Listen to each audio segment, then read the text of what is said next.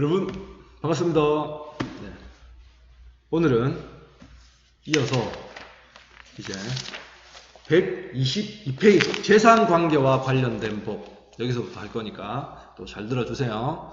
여러분들 온라인 수업 적응 안 되고 선생님 수업만 하고 이러니까 좀 힘드실 것 같은데 그래도 어쩌겠습니까? 열심히 합시다. 파이팅. 자, 재산관계와 관련된 문자 좀 이게 인쇄가 좀 잘못된 것 같은데 선생님 읽어줄게요. 재산관계와 관련된 법. 자, 계약의 의미와 성립. 계약이 뭐냐? 우리 계약 이런 말 되게 많이 쓰잖아요. 계약이 뭐냐면 일정한 법률 효과를 발생시킬 목적으로 둘 이상의 당사자 간의 합의에 의해 성립되는 법률 행위. 그러니까 둘 이상의 당사자가 서로 합의해가지고 어떤 법적인 효과를 발생시킨다면 다 계약이야. 예를 들면 아파트 매매 계약, 계약입니다. 여러분들 지마트에서 물건 샀다, 계약이죠. 지마켓 구매 계약. 혼인, 남자와 여자 간의 쌍방 간의 계약입니다. 약혼도 계약입니다.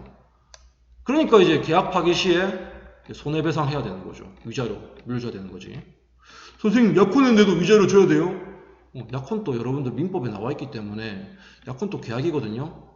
약혼도 만약에 파기하면 일방적으로 손해배상 해줘야 돼요. 약혼 함부로 하면 안 돼. 자, 그러면 이제 계약 성립의 요건 한번 살펴볼게요. 계약 성립의 요건.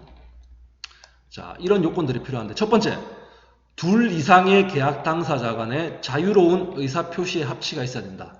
즉 청약과 승낙이 있어야 된다. 청약은 뭐냐면 청한다.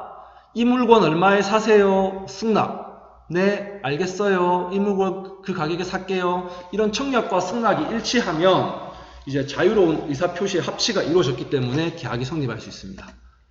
자, 두 번째는 계약 내용이 실현 가능하고 적법해야 됩니다.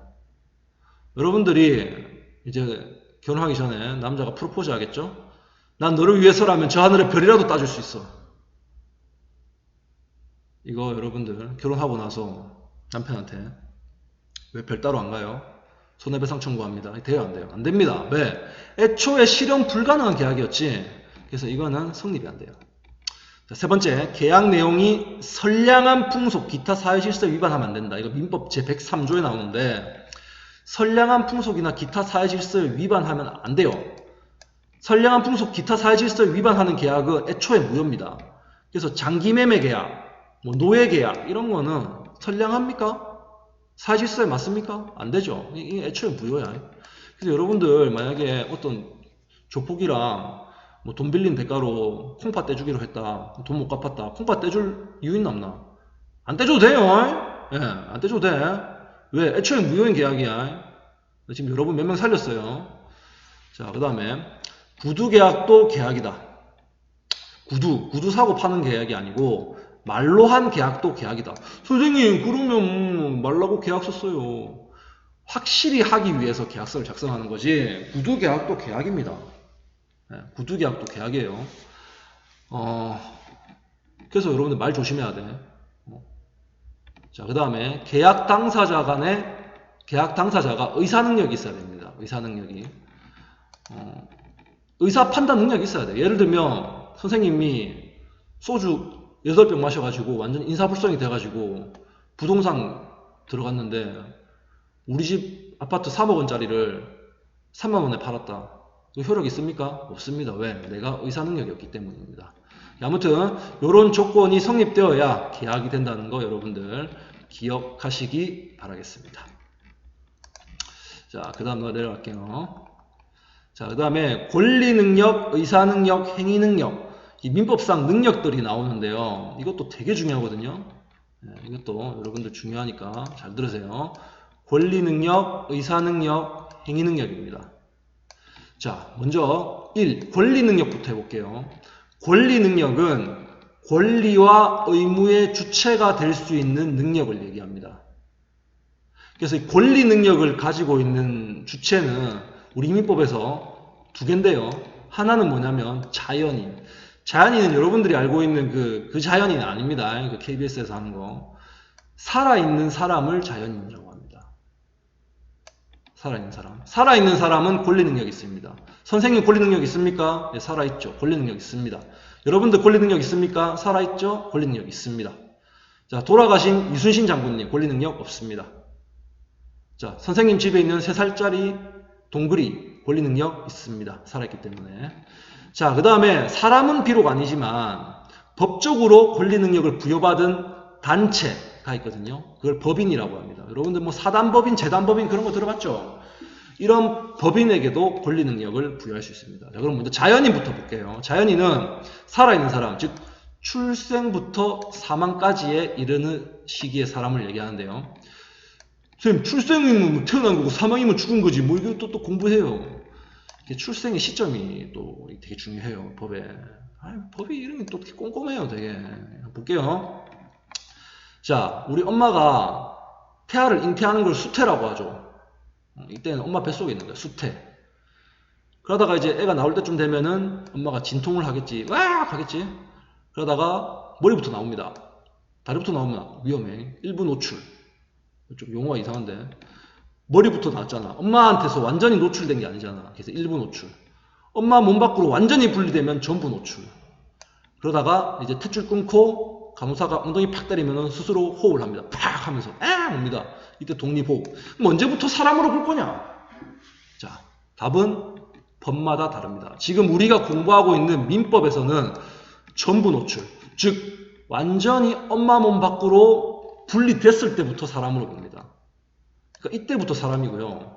엄마 몸 밖 아직까지 연결이 돼 있으면 엄마랑 아니면 뭐 머리만 나왔다. 그럼 아직 사람 아니에요. 태아예요. 태아. 무슨 말인지 알겠지? 그래서 태아는 원칙적으로 사람이 아니기 때문에 자연인이 아니기 때문에 민법상 권리 능력이 없어요. 이게 원칙이에요. 근데 시험에는 또 뭐가 나오냐면 원칙은 이런데 예외 규정이 좀 있어. 이 정도만 알면 돼요. 단 불법 행위로 인한 손해배상, 상속 요 정도는 태아한테도 권리 능력을 인정해 줍니다. 나머지는 권리 능력 인정 안 해줘요. 요거 정도만 인정해 준다는 얘기야. 무슨 말인지 알겠지? 자, 그래서 예를 들면 산모가 이제 그 횡단보도 지나가고 있는데 신호 위반한 이제 운전사한테 이렇게 교통사고 난 거야. 근데 산모는 괜찮은데 태아가 이제 다치거나 죽었어. 근데 원칙대로 하면은 사실 태아는 사람이 아니기 때문에 손해배상을 받을 수가 없지. 왜? 권리 능력이 없으니까. 근데 이러면 되겠어? 안 되겠어? 안 되죠. 그래서 태아도 자신의 그 부상이나 아니면은 죽음에 대한 손해배상을 청구할 수 있습니다. 무슨 말인지 알겠죠? 네. 물론 태아가 하진 않겠지. 엄마가 하겠지. 대리인으로. 자, 그 다음 상속. 상속도 이제 유산되지 않고 태어난다는 전제하에서 엄마 뱃속에 있는 이 아이도 상속받을 수 있습니다. 그러니까 지금 만약에 아버지가 돌아가셨다. 그러면 자식이 만약에 내밖에 없다. 근데 우리 엄마 뱃속에 내 동생이 있다. 그럼 얘가 만약에 유산되지 않고 태어난다면 얘도 상속받을 권리가 있는 거야. 그러니까 이 정도만 인정해줘요. 무슨 말인지 알겠지? 자, 그 다음에 사망. 사망은 이제 원칙은 심폐기능 정지야. 그러니까 심장과 폐의 기능이 정지했을 때를 사망으로 봅니다. 근데 이렇게 심폐기능 정지만으로만 따지면 우리나라 외과 의사들 다 살인죄야. 살인범들이야. 왜냐하면 심폐기능 정지란 말은 심장과 폐 기능이 다 했다. 그러니까 호흡을 안 한다. 코에다가 딱 손가락 대봤는데 숨 안 쉬어. 이때부터 죽은 걸로 보는데 근데 우리 뇌사 상태에 빠진 사람들 있지. 그 사람들 숨 쉰대. 단지 뇌가 죽은 거야. 뇌가. 근데 이제 뇌사자들 그 가족들 동의받아가지고 이제 새로운 생명 구한다 이래가지고 이제 장기 적출해가지고 그 장기식 하는 거 알지? 그 누가 합니까? 의사가 하겠죠? 그 의사들은 살아있는 사람 배 갈라 죽인 거네? 그럼 안 되겠죠. 그래서 장기이식 등에 관한 법률에서 특별법으로 이제 뇌사설, 뇌가 죽은 것도 요 경우에만 인정해 주겠다라는 겁니다. 그러니까 만약에 병원 갔는데 어떤 뇌사 상태에 빠져 있는 사람이 있다. 우리나라에서는 뇌사설이니까 얘는 사람 아니네. 죽어있네. 그럼 이 사람 내가 죽여도 되겠네. 그거 안 돼. 원칙은 심폐기능 정지설이야. 단 장기이식 할 때 의사한테만 이제 뇌사소를 인정해 준다는 얘기입니다. 알겠죠? 자, 그 다음에 법인은 뭐냐면 아까 말했다시피 이제 어떤 그 목적으로 만들어진 단체에다가 법적으로 권리 능력을 부여하는 건데 뭐 재단법인, 사단법인 이런 거 있고요. 뭐 대표적인 게 뭐 회사도 여러분들 단체잖아요. 사람 아니잖아. 근데도 그 뭐 법률 행위 할 수 있고 상속도 심지어 상속도 받을 수 있고 할 수 있잖아요. 그렇죠? 그러니까 삼성, LG 뭐 이런 거 다 회사 이런 거는 다 법인입니다. 여러분들 양산제일고, 양산여고 이런 학교들도 다 그 권리 능력 있습니다. 양산여고 출신에서 뭐 되게 돈 많이 번 사람 나왔다. 그럼 양산여고에다가 그 기부금 준다. 그럼 기부금 받을 수 있는 능력 있잖아요. 권리 능력 있잖아요. 양산여고. 왜냐하면 이 양산제일고랑 양산여고는 샛빛학원재단이라는 이 재단 소속이기 때문입니다. 재단 알겠죠? 그러니까 단체에다가 권리 능력을 부여할 수 있습니다. 그래서 자연인, 법인 이렇게 권리 능력이 있는 주체입니다. 그럼 여러분들이 여기서 이제 헷갈려 하는 게 뭐냐면 동물은 권리 능력이 있나요? 동물은 권리 능력이 없습니다. 그래서 여러분들 키우는 강아지가 여러분들이 만약에 시한부 인생을 살고 있다. 근데 강아지가 내 죽으면은 너무 불쌍해질 것 같다. 그래서 강아지한테 내 재산을 물려주겠다. 이거 우리나라에서 되게 안 되게. 안 됩니다. 근데 여러분들 미국이나 뭐 이런 데서 보니까 하던데요? 텔레비전에서 봤는데요? 헐리우드 스타들이 막 거액의 유산을 자기 개한테 물려주던데요? 그건 다른 나라고. 우리나라는 없어. 우리나라는 개한테 재산 상속 못해. 왜?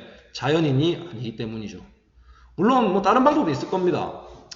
뭐 예를 들면 그 개 대리인을 지정해가지고 그 대리인한테 월급을 주고 그 자기 재산의 일정 부분을 얼마씩 이렇게 개한테 써라. 뭐 이런 식으로 개를 보호할 수는 있겠지만 개한테 직접 돈을 상속하는 것은 불가능합니다. 알겠습니까?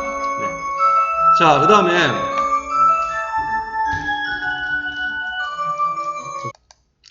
그 다음에 의사능력입니다. 의사능력은 뭐냐면 법률 행위 시 정상적인 의사결정을 할 수 있는 능력을 얘기합니다. 그러니까 아까 말했죠. 만취자가 아파트 매매 계약하면 이거 무효라고 했지. 왜? 의사능력이 없기 때문이야. 유아도 마찬가지야.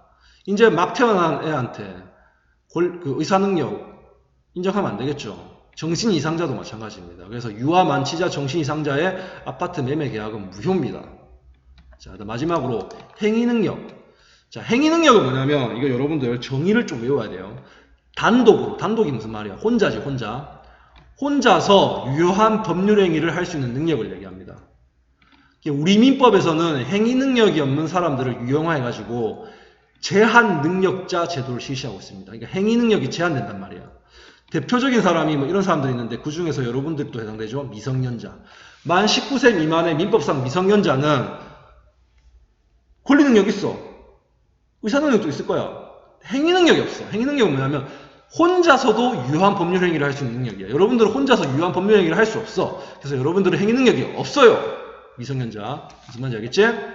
자, 그래서 이거에 대해서는 좀 더 깊이 있게 요 밑에서 할 거니까 조금만 기다립시다. 우리 다음 동영상에서 하도록 하겠습니다. 알겠죠? 다음 동영상에서 봐요.